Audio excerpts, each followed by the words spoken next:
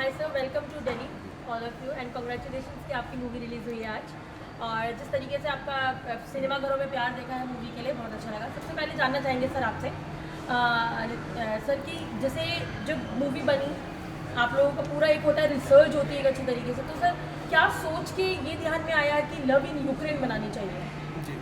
आप इधर आओ सर, माइक इधर है। गुरुदेव मैं माइक आ हाँ जी हाँ जी हाँ माइक जी उधर आ हाँ जाए, जी। कोई बात नहीं। मैं यही एक्चुअली हेलो, आई एम विशाल ओम प्रकाश। सबसे पहले मैं अपना परिचय दे दूं। इस फिल्म का निर्देशक आप श्री पवन कौशिक जी और आप तो विपिन हमारे हीरो, बहुत अच्छा काम किया है। आज इनका दिन है लेकिन आप मुझसे सवाल पूछ रहे हैं, ठीक है।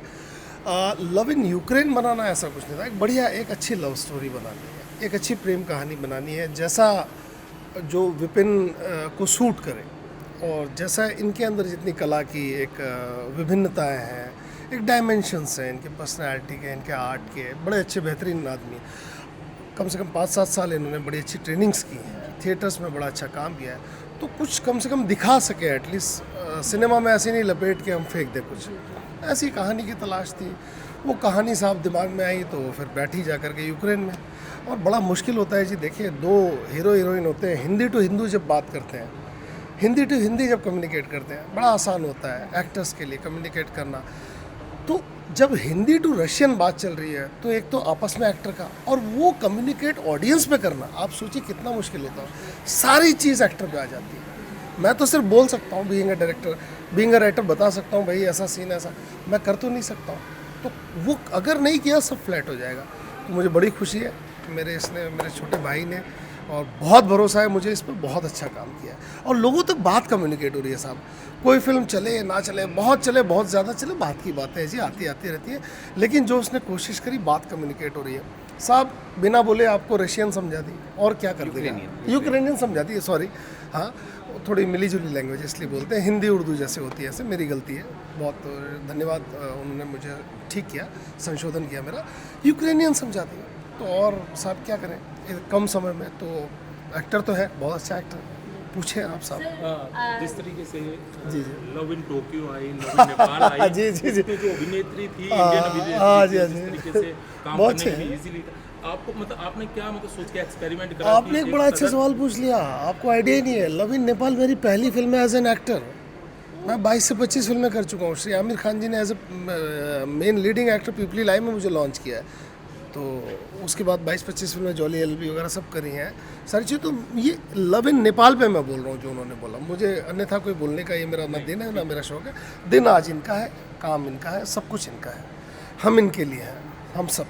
तो इंडियन नहीं, एक्सपेरिमेंट नहीं साहब, मैं आपको बताऊं, वो ऐसा लगा जी कि थोड़ा सा एक अपने जिसे कहते हैं ना, अपने कंफर्ट जोन में चले जाएंगे साहब, कि जी वहाँ भी इंडियन लड़की होती है, वहाँ भी सब होता है साहब। यूक्रेन जाएगा तो यूक्रेनियन लड़की मिलेगी।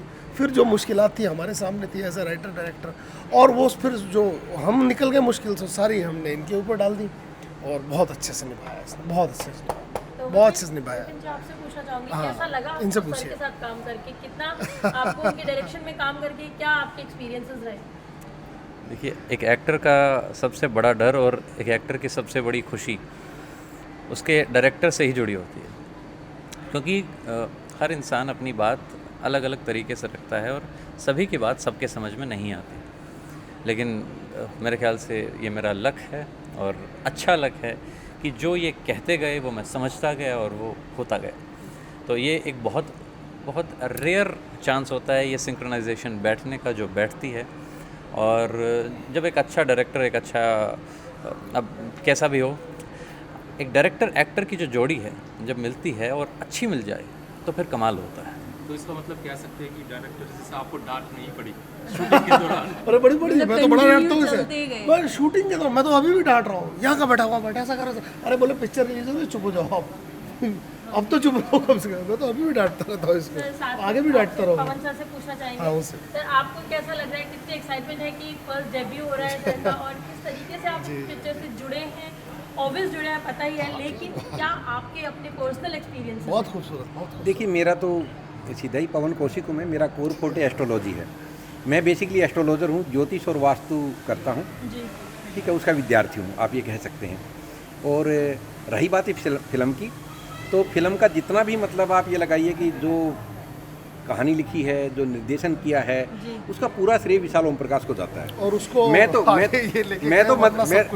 तो मजाक कर रहा था, अभी हम पीछे बैठे थे, मैं बोला कि अच्छी लगे फिल्म सभी को तो मंजू मुकेश कहीं चले गए हैं, ठीक है, जो इसको पर्दे पर लेके आए हैं, ठीक है, उनको बुला के लाओ भाई कहाँ गए वो, ठीक है, मंजू मुकेश कहीं चले गए हैं जो इसको पर्दे पे लेके आए हैं, मैं बोला इनको क्रेडिट इनको दो, और कहीं कोई गलती नजर आए तो विपिन और विशाल हैं, हम दोनों, ठीक है जी, ये दोनों में क्योंकि करके ही लाए।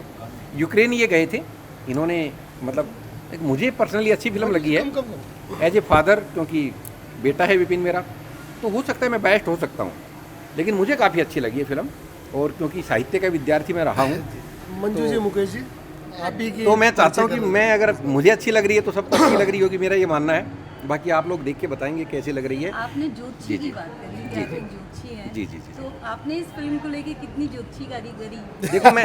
देखो मैं एक बात दावे से कह सकता हूँ, एक बात मैं दावे से कह सकता हूँ जिसका साक्षी विशाल भी है। मैंने ये कहा था कि जिस दिन भी ये लड़का पर्दे पर आएगा, जिस दिन भी ये पर्दे पर आएगा, इसकी पहली फिल्म जो होगी बूम पे जाएगी। कुछ न कुछ ऐसा ज़रूर होगा। जब ये यूक्रेन गए थे, ये सोच के नहीं गए थे, तो कहना नहीं चाहिए वॉर होगी साहब यूक्रेन में गए उसके बाद। अगर ये जापान में जाते तो फिल्म का नाम लव इन जापान होता, अगर अमेरिका जाते तो हो सकता है love in USA, love in America, what ever it is. मतलब ये यूक्रेन गए तो लव इन यूक्रेन हो गया, लव की फिल्म है, फिल्म लव पे ही है, ठीक है, तो लव इन यूक्रेन है। एक बात मैं बोलना चाहता हूँ कि आज आप देख रहे हैं ना कि मैं यहाँ पर जो है आप लोगों के सामने आए हुए हूँ ना, तो जो जिस तरीके जो फिल्में थी हमारी, जो फिल्में रिलीज़ हुई है ना, वो भी आप ही की देन है। मेरी जो मेरी पहली फिल्म थी या दूसरी तीसरी, सिर्फ आपके वजह से, मतलब जिस चीज़ की भविष्यवाणी करते हैं ना वो होना ही है। तो आज जो भी हूँ मैं, समझ लीजिए आपके आशीर्वाद से, और आज विपिन की पिक्चर जो है रिलीज़ हुई है, तो ये भी समझ लीजिए कि आपका बहुत बड़ा आशीर्वाद, और जो ये कहते हैं ना वो होता ही होता है। देखिए मैं यहाँ पे करेक्ट करूँगा, मुकेश का एक्चुअली इतना ज़्यादा प्यार है तो ये उसकी महानता है, उसका प्रेम है, ठीक है, तो मैं बिल्कुल, क्योंकि इनकी आस्था इतनी गहरी है, और अगर आस्था होती है तो स्वयं में भगवान का रूप होती है। जब ये विश्वास करते हैं मेरे ऊपर, कुछ कार्य करते हैं, वो होता है तो करता परमात्मा ही है, करता कोई और है। ये कर्म करते हैं, मेरी एक अच्छी इच्छा होती है। रही बात इनकी, तो मैंने इनको यही बोला था कि जिस दिन आपकी जो भी पहली फिल्म इसकी पर्दे पर आएगी तो इस तरह नहीं आएगी जैसे एक पहले लड़के की आके चली जाती है। वो फिल्म कुछ न कुछ करेगी, और उससे इतने लोग जुड़ते चले गए। अब डॉक्टर कामनी आसरी हैं, ठीक है, इन्होंने मतलब ये लगाइए कि जब से जुड़ी हैं इन्होंने इतनी ज़्यादा, मैं कह रहा हूँ कि इससे पहले इन्होंने मेहनत की दोनों ने, उसके बाद इनकी मेहनत बहुत कम रह गई।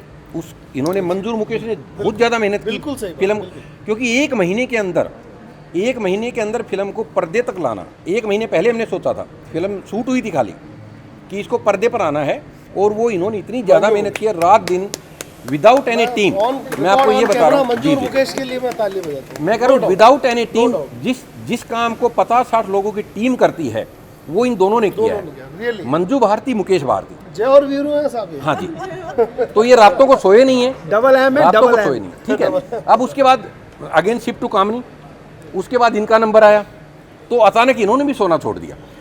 इनको आप ये लगाइए कि रात को 3 बजे भी वो कर रही हैं, 2 बजे भी एक मतलब मेल कर रही हैं, कॉल कर रही हैं, तो इन्होंने बहुत मेहनत की है फिल्म को। तो जींद में इन्होंने इवेंट कराई थी, हम जींद में इवेंट करने गए थे, तो आप यकीन मानिए मतलब जो प्रेम, जो उत्साह, जिस प्रकार हमने मतलब जींद को जो है जाके, जिसको कहते हैं ना आत्मा प्रसन्न नहीं गदगद हो जाना, उससे एक ऊपर वाला शब्द मैं कहूँगा, तो वो हमें मतलब जींद में एहसास हुआ। और वास्तव में, और जींद में आज फिल्म लगी, आप यकीन मानिए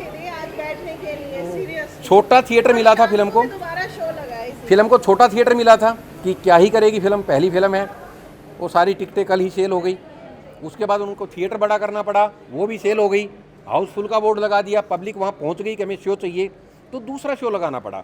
तो वो इनकी मेहनत है कि इन्होंने वहाँ पे किया है। पूछना चाहूँगी, जैसे कि ये मूवी आया है, अब आपने तो स्टार कास्ट और सबकी मेहनत के बारे में बात हो गई, तो डायरेक्टर से पूछना चाहूँगी कि सर जैसे एक मूवी है यूक्रेन के बारे में, वॉर है, सब है, लेकिन क्या इस मूवी में जो गाने हैं, संगीत है, क्योंकि वो तो चाहिए ही होता है, एक बॉलीवुड मूवी हो या कोई चाहे हॉलीवुड मूवी हो, एक गाने का टोन आता है, तो इसमें किस तरीके के गाने आपने लिए हैं या लिखवाए गए हैं, किस तरीके के हैं वो? सिर्फ बड़ा सिंपल था जी कि संगीत अलग से ना हो, संगीत जो भी हो कहानी को सपोर्ट करे, सिचुएशन को सपोर्ट करे।